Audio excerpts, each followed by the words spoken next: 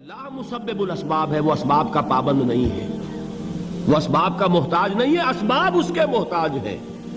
اگر یہ یقین ہے تو اللہ پر ایمان ہے، یہ نہیں ہے تو تمہارا ایمان اسباب پر ہے، وسائل پر ہے، ذرائع پر ہے، مادیات پر ہے، اللہ پر نہیں۔ اس وقت کہاں راستہ تھا؟ کوئی راستہ تھا؟ سمندر ہے اور ادھر سے لشکر آ گیا ہے۔ کلا ان معی ربی سیہدین۔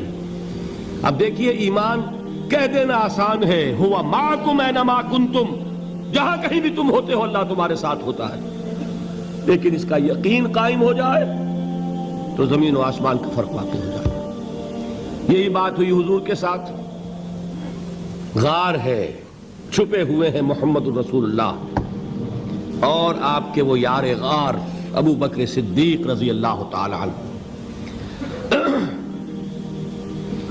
اقبال نے حضرت ابو بکر کی شان میں چند اشعار کہے صرف، لیکن واقعہ یہ ہے کہ بھاری بھاری نظموں پر اور قصیدوں پر بھاری ہے، طویل ترین نظمیں اور قصیدے ہوں ان پر بھاری ہے۔ ہمت ابو بکر کی ہمت جو ہے، کشت ملت را جو ابر، جیسے بارش سے کھیتی اپجتی ہے، ابو بکر کی ہمت اور عزیمت اس امت کو اسی طرح سینچنے والی ہے۔ ثانیے اسلام و غار و بدر و قبر، وہ دوسرے تھے اسلام میں، دوسرے پہلے کون تھے؟ انا اول المومنین، حضور فرماتے ہیں سب سے پہلا ایمان لانے والا میں، دوسرے ابو بکر۔ ویسے ہمارے ہاں یہ چلتا ہے اختلاف، حضرت علی پہلے ہیں کہ حضرت ابو بکر پہلے ہیں، لیکن اس میں بڑی خوبصورت تطبیق قائم کی ہے علماء نے اور بہت صحیح ہے۔ چار کے بارے میں فیصلہ ہی مت کرو کہ کون پہلے ہے، ان کی ایک عجیب تقسیم کر دی ہے۔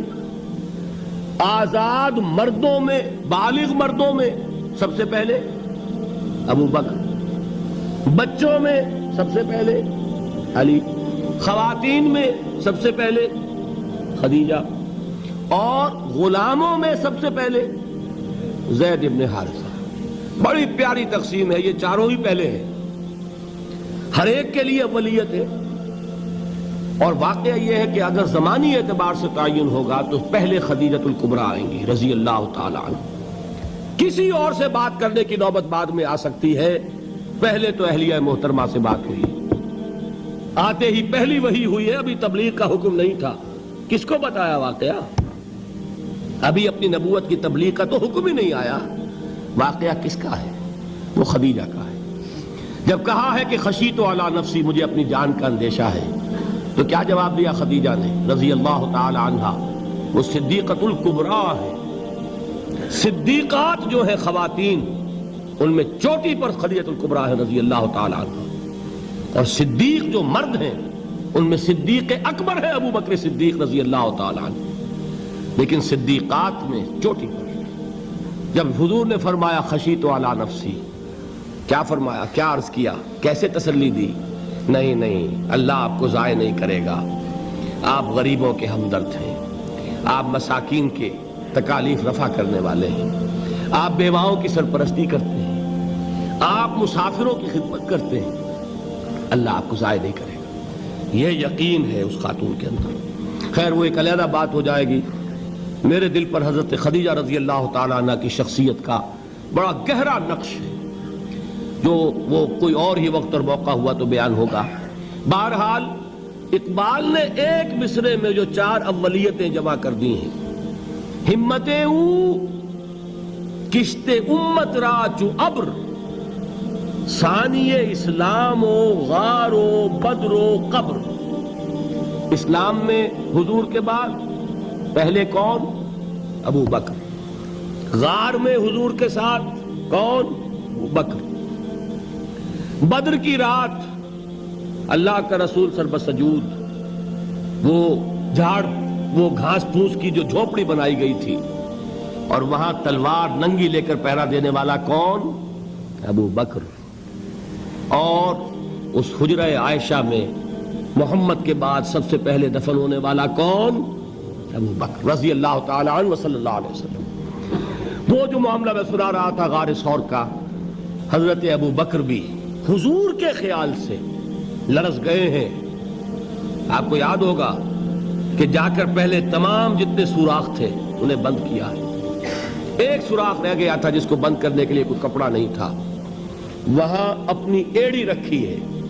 تب کہا ہے حضور سے تشریف لائیے, اور اپنے زانو پر حضور کو لٹایا ہے.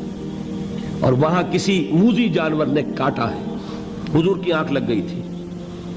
اس وقت اس بل کے اندر جو بھی بچھو ہے کیا ہے واللہ عالم, اس نے کاٹا ہے. اس کی تکلیف کی وجہ سے ابو بکر کی آنکھوں سے آنسو ٹپک گئے. حضور کے چہرے مبارک پر پڑے ہیں تو حضور جاگے ہیں معاملہ کیا ہے. ایڑی نہیں ہٹائی وہاں سے, مبادا وہ جانور وہاں سے نکل کر محمد الرسول اللہ کو کوئی گزن پہنچا دے. ابو بکر کی ایڑی ہے, جس طرح چاہے کھا لے, ختم کر دے, جان نکل جائے تب کوئی آنچ آئے محمد پر تو آئے, لیکن جیتے جی نہیں. وہ ہے ابو بکر. حضور کے خیال سے اس وقت حضور نے پھر اپنا لعاب دہن لگایا ہے, اور اس سے پھر آپ کی تکلیف ختم ہوئی. جیسے خیبر میں حضرت علی کی آنکھ دکھ رہی تھی, اس کو جو شفا حاصل ہوئی ہے وہ بھی حضور کے لعاب دہن سے ہوئی. تو بہرحال اس وقت انہوں نے کہا ہے کہ اے نبی یا رسول اللہ, اگر اس وقت ان میں سے کسی نے غیر ارادی طور پر بھی اپنے قدموں کی طرف جھانک لیا تو پکڑے جائیں گے. کیا جواب تھا اللہ کے رسول کا؟ لا تحزن ان اللہ معنا. اللہ ہمارے ساتھ ہے, کیوں گھبراتے ہو ابو بکر؟ یہ ہے ایمان باللہ. میرا مالک اللہ, میرا رازق اللہ, میرا محافظ اللہ, میرا مددگار اللہ, میرا پشت پناہ اللہ, میرا دوست اللہ. یہ دوستی ہے اللہ کی جو لب لباب ہے, حاصل ہے ایمان کا. اسی کا نام ولایت ہے. اولیاء اللہ کے سروں پر سینگ نہیں ہوتے. جس کے دل میں ایمان راسخ ہو چکا ہو وہی اللہ کا ولی ہے. جسے اللہ پر یقین ہو چکا ہے وہی اللہ کا ولی ہے. جسے یقین ہے اللہ میرے ساتھ ہے, میرا مددگار, میرا پشت پناہ, میرا ساتھی, میرا دوست, میرا محبوب, میرا محب. اللہ اہل ایمان سے محبت کرتا ہے. واللہ یحب الصادقین. ان اللہ یحب الذین یقاتلون فی سبیلہ صفا کانہم بنیان مرصوص. اللہ محبت کرنے والا, اہل ایمان محبوب, اور اہل ایمان محبت کرنے والے اللہ محبوب. والذین آمنوا اشد حبا للہ. آپ تصور کیجئے جسے یہ رشتہ ایمان یا رشتہ ولایت حاصل ہو جائے, الا ان اولیاء اللہ لا خوف علیہم ولا هم یحزنون. آگاہ ہو جاؤ, اللہ کے دوستوں کے لیے نہ کوئی خوف ہے نہ کوئی حزن ہے. اور میں بیان کر چکا تھا, خوف اور حزن کے خاتمے ہی کا نام امن ہے. زوال خوف, زوال حزن. یہ خوف اور حزن کیوں آتے ہیں بار بار؟ اللہ تخافوا ولا تحزنوا, دونوں آ گئے. الا ان اولیاء اللہ لا خوف علیہم ولا هم یحزنون, پھر وہی دو. وہ کیوں ہے؟ خوف ہوتا ہے کسی مستقبل کی بات کا, یہ نہ ہو جائے, وہ نہ ہو جائے, یہ نقصان نہ پہنچ جائے, یہ تکلیف نہ ہو, یہ غضب نہ آ جائے. خوف ہے مستقبل سے.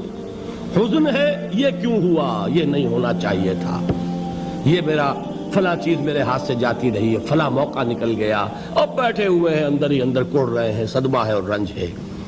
اور جو اللہ پر ایمان رکھتا ہے وہ جانتا ہے ما اصاب من مصیبت فی الارض ولا فی انفسکم الا فی کتاب من قبل ان نبرأها ان ذلک علی اللہ یسیر لکی لا تعصوا علی ما فاتکم ولا تفرحوا بما آتاکم واللہ لا یحب کل مختال فخور. اس زمین میں یا تمہاری جانوں میں کوئی تکلیف, کوئی مصیبت نہیں آ سکتی سوائے اس کے کہ جو اللہ نے لکھ دی ہو, اس سے پہلے کہ وہ ظاہر ہو. جس کو یہ حقیقت معلوم ہو گئی اس کو یہ طرز عمل اختیار کرنا چاہیے. جو چیز چھن جائے, جاتی رہے, چھوٹ جائے, اس پر افسوس نہ کرو. کس نے چھینی؟ دوست نے. دوست کے فیصلے پر شکایت. دوستی کو بٹا لگا رہے ہو, سرے تسلیم خم ہے جو مزاج یار میں آئے. اگر دوستی ہے تو پھر تو تمہیں گردن جھکانی چاہیے کہ ہر ساقی ماریخت عین الطافست, جو بھی میرا ساقی میرے پیالے میں ڈال دے اس کا کرم ہے. جو اس کی طرف سے آئے اس پر کوئی رنج نہیں, کوئی صدمہ نہیں, کوئی غم نہیں, کوئی شکایت نہیں, کوئی شکوہ نہیں. اور جو ہوگا وہ اس کے اذن کے بغیر نہیں ہوگا, اور اس کا اذن ہوگا تو یقیناً میرے لیے خیر ہی خیر ہے, چاہے وہ ناگوار شے ہو, بظاہر مجھے اچھی نہ لگ رہی ہو، میری شارٹ سائٹڈنس میں مجھے وہ نظر آ رہی ہے کہ میرے لیے بری ہے، لیکن قرآن نے کہا ہے عسیٰ ان تکرہوا شیئا وہو خیر لکم وعسیٰ ان تحبوا شیئا وہو شر لکم واللہ یعلم وانتم لا تعلمون۔ ہو سکتا ہے تم کسی چیز کو ناپسند کرو درحال ہے کہ اسی میں تمہارا خیر ہو، اور ہو سکتا ہے تم کسی چیز کو پسند کرو درحال ہے کہ اس میں تمہارا شر ہو۔ اللہ جانتا ہے، تم نہیں جانتے۔ جب مجھے یہ بات معلوم ہو گئی، میں نے اپنا معاملہ اللہ کے حوالے کیا۔ سپردم بے تو مایا خیش را تو دانی حساب کم و بیش را، اے رب جو تو چاہتا ہے وہ ہو، تیرے علم میں جو شے میرے لیے خیر ہے وہ ہو جائے، میری کوئی پسند نہیں، میری کوئی چاہت نہیں، یہ ہے راضی برضائے رب۔ اکبر الہآبادی نے اسے کہا ہے رضائے حق پہ راضی رہ، یہ حرف آرزو کیسا، خدا خالق، خدا مالک، خدا کا حکم تو کیسا۔ جب میں آ گیا بیچ میں، میری پسند، میری مرضی، میری خواہش، میری چاہت، یہی تو شرک ہے۔ ما شاء اللہ کان وما لم یشاء لم یکن، جو اللہ نے چاہا وہ ہوا، جو اس نے نہیں چاہا نہیں ہوا، اختیار اس کا ہے، میرا تو نہیں۔ رضائے حق پہ راضی رہے، یہ حرف آرزو کیسا، خدا خالق، خدا مالک، خدا کا حکم تو کیسا۔ اقبال نے اسے کہا ہے فارسی میں، اب آپ کہیں اس کا ترجمہ بھی کرو تو وہ مجھے ذرا اس وقت کچھ بہت ہی بدذوقی کسی بات نظر آئے گی۔ جائیے پوچھئے کسی سے جسے فارسی آتی ہو، بروں کشید ز پیچا کے ہست و بود مرا، چے اقدہا کے مقام رضا کشود مرا۔ مجھے تو تمام پیچ و خم سے نکال دیا اس مقام رضا نے، میں راضی برضائے رب ہوں، جو فیصلہ اس کا میں اس پر راضی۔ تو کہاں کا حزن اور کس کا خوف، یہی زوال حزن اور زوال خوف، یہی ہے امن، یہ نتیجہ ہے ایمان کا۔ تو جان لیجئے یہ ہے لب لباب، یہ ہے حاصل ایمان کا، یہ ہے تو ایمان ہے، یہ نہیں ہے تو ایمان نہیں۔